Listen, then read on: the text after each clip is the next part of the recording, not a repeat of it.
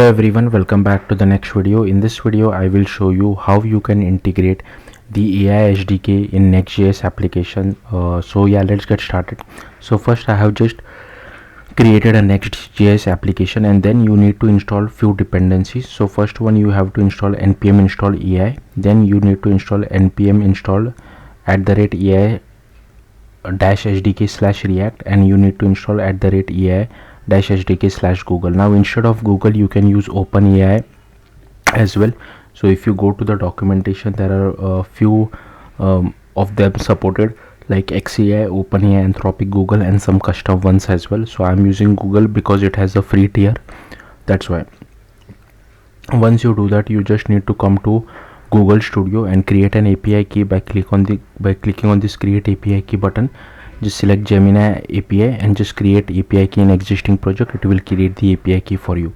Then you need to go to you need to create a file called .env.local. Let me just quickly go to my application because I want to run it as well, right? Okay, so you need to just go to .env.local. So you need to create this file. Again, this is only for local. If you are doing it for production, you need to create a production env file as well. So for env.local, you just have to use Google generative AI API key, and you just need to pass this particular API key. So you need to pass your own API key. And then what I did was, inside SRC app I created API/chat, and inside that I created route.ts as well. So here we added all these imports. Maximum streaming duration I have kept it as 30 seconds. If within 30 seconds I don't get the response, then throw an error. So here we create this messages which is of type UI message from our request.json. Then here we stream the text. At the time of me recording this video, Gemini 2.5 Flash is the latest, so that's what I'm using over here. And here we just tell it to convert to model messages, whatever message we pass. And here you can see we do result.to UI message stream response. So this is what we are doing over here. And then you just need to go to page.tsx. Here firstly you need to add this use client hook, not hook, sorry, this directive.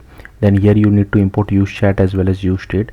So I've added use state as well as use chat. Then here is our actual UI. So I've created one div. Here we get list of messages, so we just map it, and if the message.role is user, then we display users, else we display AI.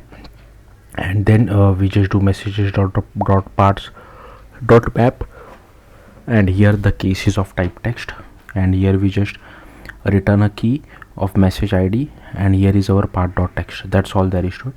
And here we have created one form where we do on submit as well. So we just do event e.prevent default, send our message and set the input to empty, and here we just display our input as well. So yeah, that's all there is to it. So this is just Tailwind CSS which I am using. So yeah, let's see how it works. So I can just go to localhost :3000.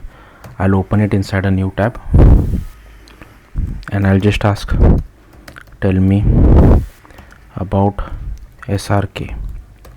I'll just press enter, and here you can see it immediately like notices this message is from user, and now this next message is from AI. So here you can see it is streaming the response. So yeah, that's what it is. Thank you for watching. Bye.